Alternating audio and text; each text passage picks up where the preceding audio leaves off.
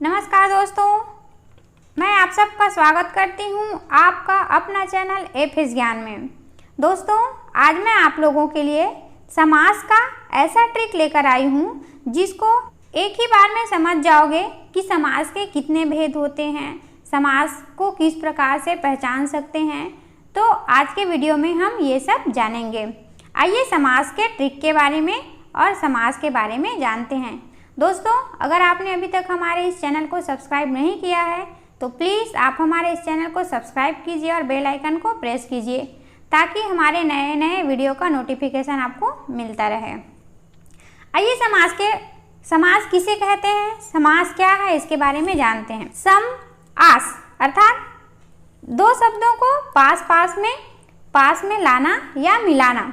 तो इसी प्रकार समास की परिभाषा क्या है, आइए देखते हैं समास की परिभाषा। समास की परिभाषा दो या दो से अधिक सार्थक शब्दों के मेल से बने नए शब्द को समास कहते हैं। अर्थात यहाँ पे कहा जा रहा है कि दो या दो से अधिक सार्थक शब्द जो मीनिंगफुल है ना, जिसका कोई अर्थ होता है, तो ऐसे शब्दों के मेल से जो नया शब्द बनता है उसे जो है समास कहा जाता है। समास के भेद के बारे में जानते हैं। तो समास के 6 भेद होते हैं।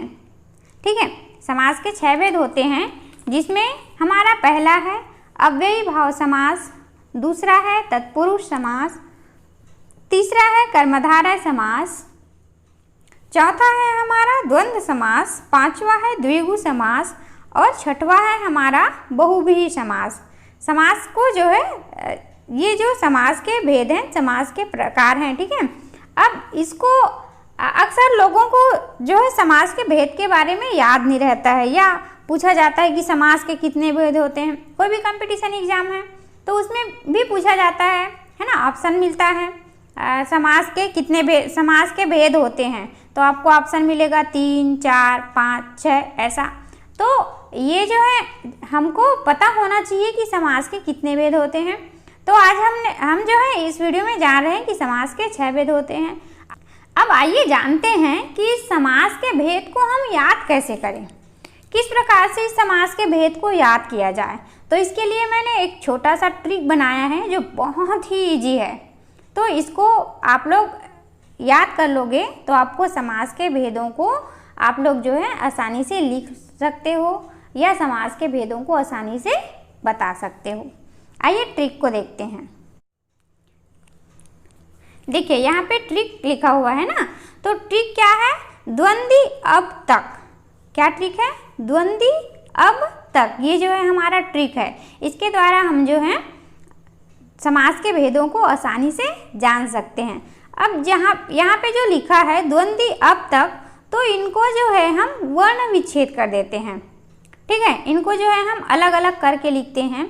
तो क्या होगा ये, जैसे द्वंद्वी का द्वंद और ये द्वि, और अब तक अब का अ और ब और त और क। ठीक है, इस प्रकार से हम इन वर्णों को अलग अलग करके लिख दिए। अब देखिए द्व से होता है हमारा द्वंद्व समास।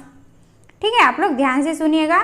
द्वि से होता है हमारा द्विगु समास, अ से होता है हमारा अव्ययी भाव समास, ब से होता है हमारा बहुव्रीहि समास, त से होता है हमारा तत्पुरुष समास और क से होता है हमारा कर्मधारय समास। तो आपको ये इजी सा ट्रिक जो है आपको याद करना है, और आप इसको याद करके क्या आप बहुत ही सरल तरीके से किसी दूसरे को जो समास के भेद हैं उसको आसानी से बता सकते हो।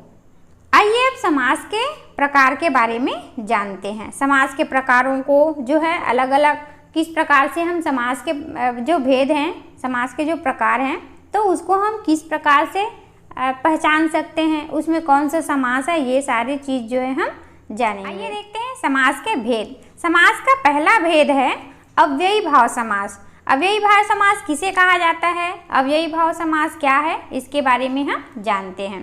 देखिए, अव्ययी भाव समास जिस समास का पूर्वपद अव्यय हो।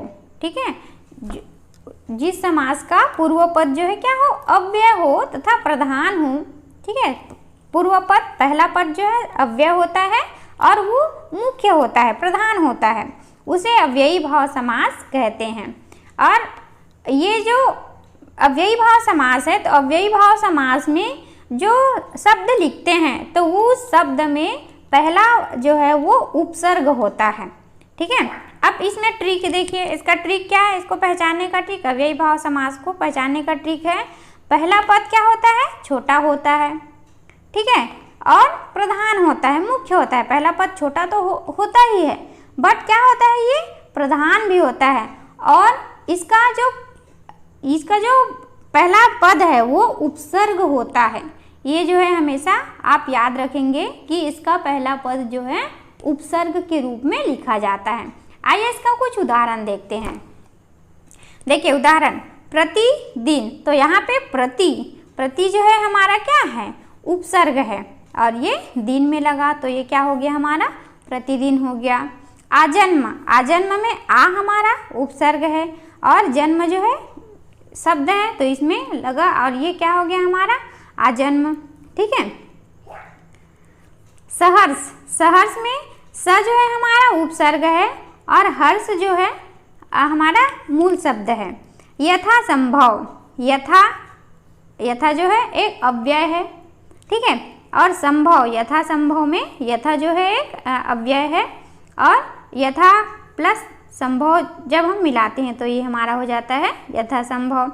इसी प्रकार प्रतिकूल में क्या है, प्रति हमारा जो है क्या है, उपसर्ग है, और कुल जो है हमारा मूल शब्द है। तो जब हम प्रति और कुल को मिलाते हैं तो ये हमारा हो जाता है। यहाँ पे ध्यान देने वाली बात ये है कि इसमें जो अव्ययी भाव समास है उसमें क्या होता है, एक ही शब्द कई बार आने पर भी अव्ययी भाव समास होता है।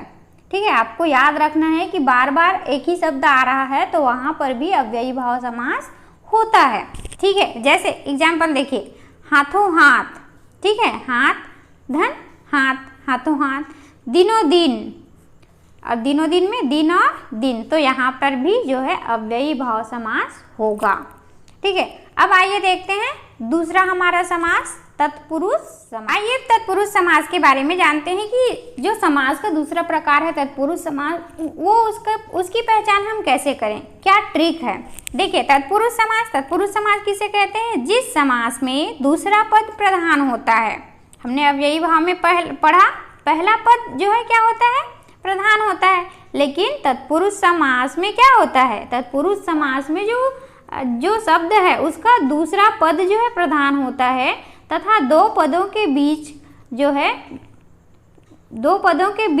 कारक चिन्ह लुप्त हो जाता है। अर्थात दो पदों के बीच में कारक चिन्ह तो होता है, लेकिन जब हम उसको समासिक रूप में लिखते हैं, है ना, तो उसमें कारक चिन्हों का विलोप हो जाता है। कारक चिन्ह जो है हमको दिखाई नहीं देता है, उसे जो है तत्पुरुष समास कहते हैं। अब इसको जानने का और इसको पहचानने का ट्रिक देखते हैं। देखिए इसका ट्रिक क्या है, इसमें जो है पहला ट्रिक तो हमारा आता है कि दूसरा पद छोटा होता है। ठीक है, हम तत्पुरुष समास को कैसे जान सकते हैं कि जो दूसरा पद होता है वो छोटा होता है, और वही जो है मुख्य होता है, प्रधान होता है। देखिए आइए उदाहरण देखते हैं इसका। जैसे राजकुमार, तो यहाँ पे बोला तो जा रहा है राजकुमार, है ना, तो किसके ऊपर फोकस डाला जा रहा है, हम कुमार को बता रहे हैं, वो कुमार है, लेकिन किसका कुमार है, राजा का कुमार है।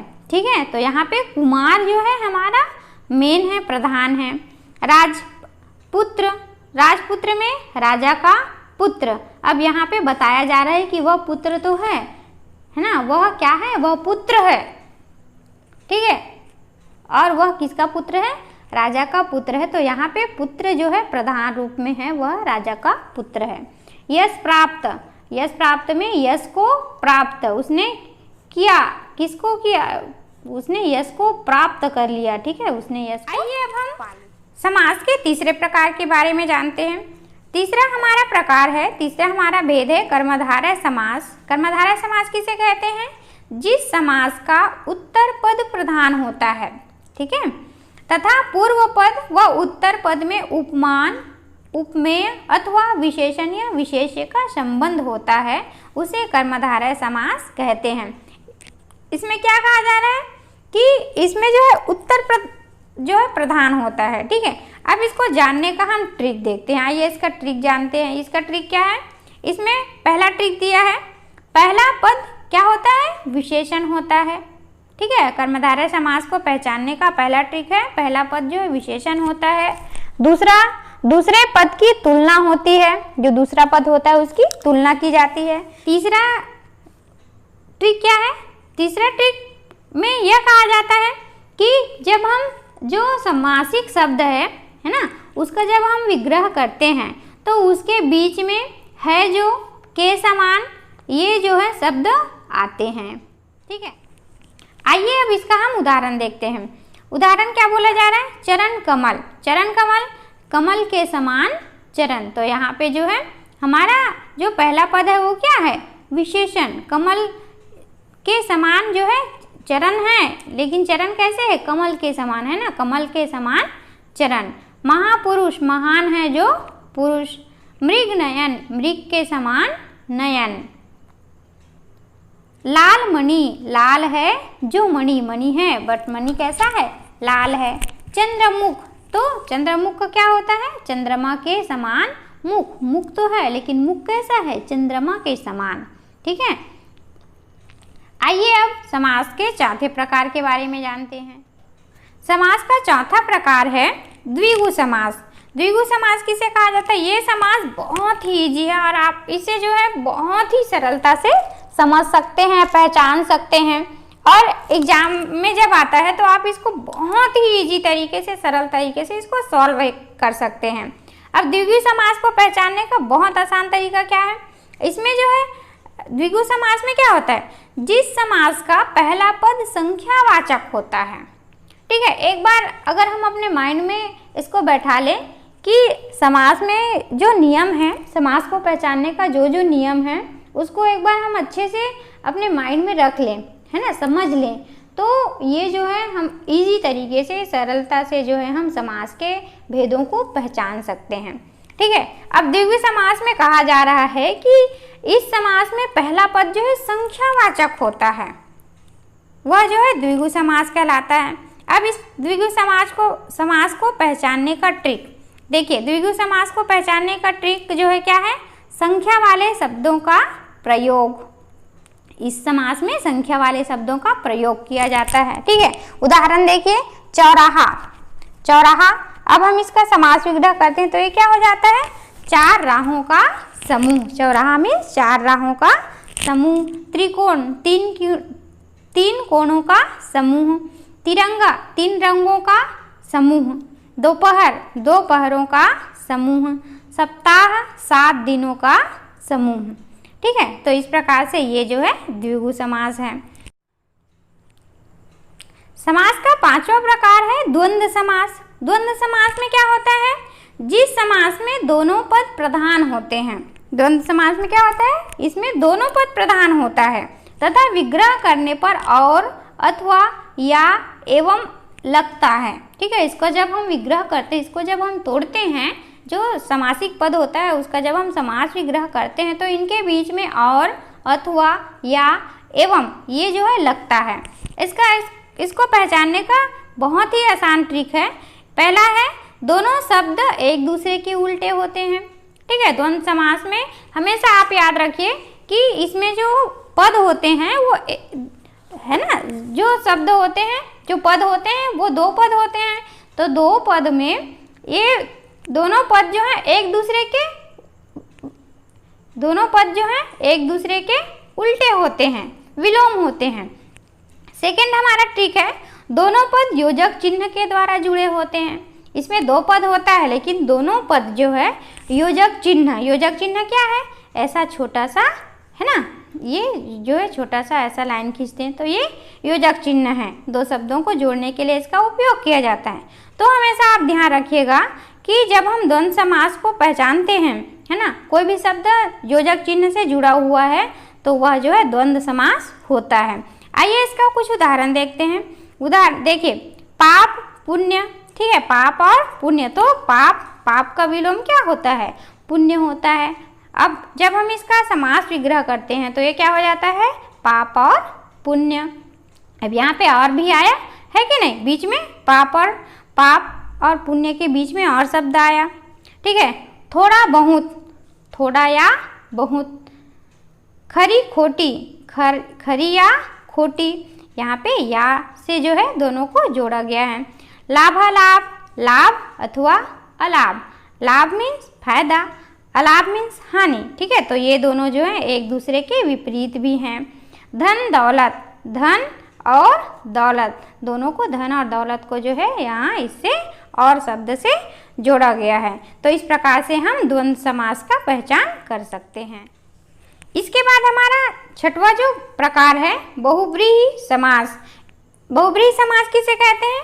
इस समास में कोई भी पद प्रधान नहीं होता, दोनों पद मिलकर किसी तीसरे पद की ओर संकेत करते हैं। बहुब्रीहि समास में क्या होता है? इसमें दोनों पद जो है प्रधान नहीं होते, मुख्य नहीं होते, बल्कि दोनों पद मिलकर किसी विशेष व्यक्ति के बारे में या दूसरे व्यक्ति के बारे में बताने का कार्य करते हैं। इसका ट्रिक है, विग्रह करने पर तीसरा अर्थ निकलता है। जब हम समासिक पदों को तोड़ते हैं तो उसका जो है अलग अर्थ निकलता है, उसका तीसरा अर्थ निकल कर आता है। आइए इसका कुछ एग्जाम्पल देखते हैं। देखिए दशानन, अब दशानन इसका जब हम समास विग्रह करते हैं तो ये क्या हो जाता है? 10 हैं आनंद जिनके, अर्थात रावण, यहाँ पे अर्थात ये रावण जो है निकलकर बाहर आया, अलग किसकी ओर संकेत किया? रावण की ओर ना। 10 हैं आनंद, 10 हैं सिर जिनके, किनके? रावण के है ना। उसी प्रकार महावीर, महावीर का क्या होगा? महान वीर है जो, अर्थात हनुमान जी, अर्थात यहाँ पे हनुमान जी के बारे में बताया जा रहा है कि महावीर, महान है वीर जो, कौन? हनुमान जी। चंद्रशेखर, चंद्र है शिखर पर जिनके, अर्थात शंकर जी, यहाँ पे शंकर जी के बारे में बताया जा रहा है कि उनके शिखर पर, सर पर जो है क्या है? चंद्रमा है। पीताम्बर, पीताम्बर पीले हैं वस्त्र जिनके, अर्थात कृष्ण जी।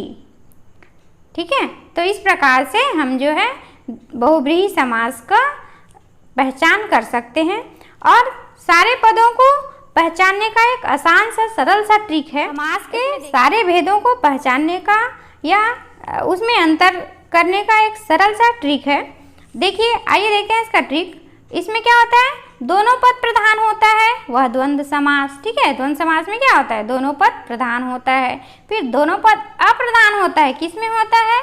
बहुब्रीहि समास में होता है। फिर पूर्व पद प्रधान होता है, जो पूर्व पद प्रधान होता है वो कौन सा समास है? अव्ययी भाव समास है। ठीक है, फिर उत्तर पद प्रधान होता है, कौन कौन से समास में? तत्पुरुष समास में, द्विगु समास में और कर्मधारय समास में। तो इस प्रकार से ये समास को पहचानने का बहुत ही सरल सा तरीका है, सरल सा ट्रिक है। दोस्तों, अगर आपको यह वीडियो अच्छा लगा है तो आप इसे लाइक कीजिएगा और अधिक से अधिक लोगों को शेयर कीजिएगा। धन्यवाद।